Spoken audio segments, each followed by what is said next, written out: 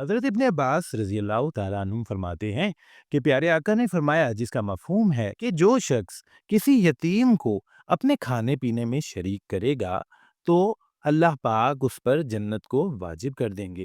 ہاں، البتہ اس انسان نے کوئی ایسا عمل نہ کیا ہو کہ جس کی معافی ہی نہ ہو۔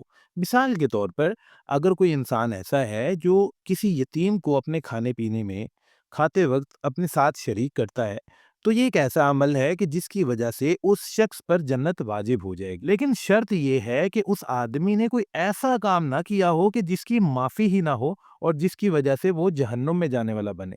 تو اس عمل کو کریں، جنت واجب ہوگی، لیکن ساتھ ہی ایسے گناہوں سے بھی بچیں۔ اسی طرح نبی پاک صلی اللہ علیہ وآلہ وسلم نے فرمایا، جس کا مفہوم ہے کہ کوئی شخص جس کی 3 بیٹیاں یا 3 بہنیں ہوں، وہ کیا کرے کہ وہ ان کی پرورش کرے، پھر ان کی تربیت کرے اور ان کے ساتھ اچھے حسن اخلاق سے پیش آئے، حتیٰ کہ وہ بے پرواہ ہو جائیں۔ بے پرواہ سے مراد یہاں پر یہ ہے کہ وہ تینوں بڑی ہو جائیں اور ان کی شادیاں ہو جائیں، تو اس شخص پر بھی جنت واجب ہو جائے گی۔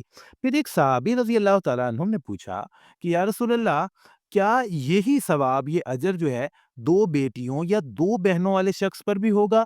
تو پیارے آقا نے فرمایا، جی، اس شخص کے لیے جو 2 بہنوں یا 2 بیٹیوں کی پرورش کرے گا، پھر ان کی تربیت کرے گا، ان سے حسن اخلاق سے پیش آئے گا اور پھر آخر وہ بڑی ہو جائیں گی، ان کی شادیاں ہو جائیں گی، اس کے لیے بھی یہی سیم اجر ہوگا۔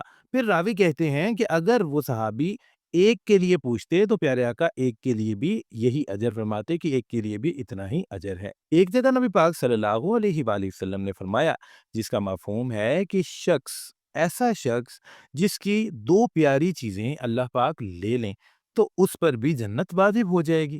اب پوچھنے والے نے پوچھا کہ وہ 2 پیاری چیزیں کون سی ہیں؟ تو پیارے آقا نے فرمایا کہ 2 آنکھیں۔ یہاں سے پتہ چلا کہ ایسا شخص جس کی بینائی چلے جائے، اللہ پاک لے لیں، تو اس پر بھی جنت واجب ہو جائے گی۔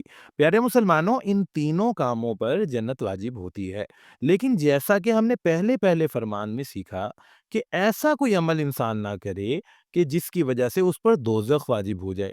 یعنی بندہ نیک کام کرے، نیکی کا کام کرے، لیکن ایسے نہ ہو نا کہ کوئی یتیم کو تو اپنے کھانے میں شریک کرے لیکن وہ کہے میں نماز نہیں پڑھتا، مجھے تو جنت مل گئی۔ ایسے نہیں ہوگا، وہ دین اسلام کے فرائض کو چھوڑ کے بیٹھا ہو۔ نہیں نہیں نہیں، ایسا کام نہیں کرنا۔ آپ نیک عمل کریں، اللہ پاک کی رضا کے لیے کریں، ان انعامات کو حاصل کرنے کے لیے کریں، جنت حاصل کرنے کے لیے کریں، دوزخ سے بچنے کے لیے کریں اور اچھی آخرت کے لیے کریں۔ لیکن یہ نہ ہو کہ پھر آپ گناہ پہ گناہ بھی کرتے جا رہے ہو کہ کوئی بات نہیں، خیر ہے، ہمیں تو جنت کی ٹکٹ مل گئی۔ نہیں، ایسا نہیں ہوگا۔